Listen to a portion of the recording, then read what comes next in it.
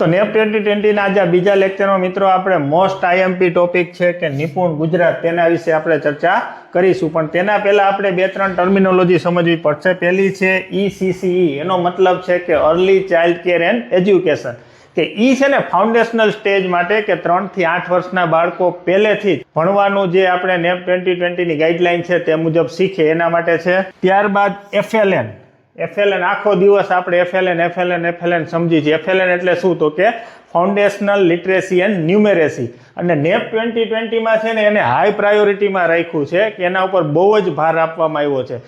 FLN નો મતલબ શું? કે બાળક આપણે જે બોલી તે લખી શકે, એ જે લખે છે એ સમજી શકે, અને પાયાની જે ગાણિતિક ક્રિયાઓ છે સરવાળા બાદબાકી ગુણાકાર ભાગાકાર એ સરળતાથી કરી શકે.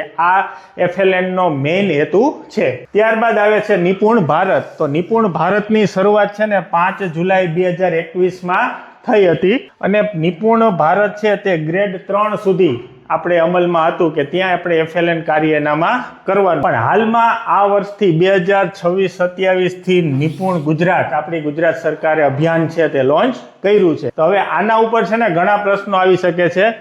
તો આ જે અભિયાન છે ને 3 વર્ષ સુધી ચાલવાનું છે કે 2026-27, 27-28 અને 29. આમાં કયા બાળકો લીધા છે? તો કે બાલવાટિકાથી લઈ ધોરણ 1 થી 5ના બાળકોને. તો એના માટેના ટાર્ગેટ પણ સેટ કરેલા છે કે જે વાંચન લેખન એટલે લિટરેસી છે તો તેની અંદર 70% અને ગણનની અંદર 65% છે એચિવમેન્ટ આપણે કરવાનું છે. તેવી રીતે 27-28માં 75% અને 70%, અને 28-29માં 80% અને 75%. નંબર છે મિત્રો પરીક્ષામાં ખાસ પૂછાઈ શકે એવી હાઈ પ્રાયોરિટી વાળા છે, એટલે ખાસ આપણે આ નંબરિંગ છે તે યાદ રાખીશું. અને ત્યારબાદ એને 3 કેટેગરીની અંદર છે ને આપણે બાળકોને રાખવાના છે. એક છે ઉદયમાન, કે જેનું માર્કિંગ 0 થી 30 લગી આવે તો તે ઉદયમાન. ત્યારબાદ 31 થી 79ની વચ્ચે આવે તે પ્રગતિશીલ, અને ત્રીજું છે 80 થી ઉપર બાળકો હોય તે નિપુણ. તો આવી રીતે જે ટ્રેકર જે લેડર આપ્યા છે તેની અંદર તમારે માર્કિંગ એનું કરવાનું છે. અને આ છે ને માત્ર પરીક્ષા નથી, તમારે એનું જે ટેસ્ટ લીધી ત્યારબાદ તમારે એનું લેવલ બાળકનું માપવાનું છે કે બાળક ક્યાં સુધી છે. ત્યાં પ્રમાણે તમારે એની રેમેડિયલ વર્ક, એને જે પ્રકારના ટીચિંગની જરૂર છે એ આપવાનું છે. ત્યારબાદ ફરીથી તમારે એનું એસેસમેન્ટ કરવાનું છે. એટલે આ પ્રક્રિયા સતત આખું વર્ષ છે એ ચાલુ રાખવાની છે.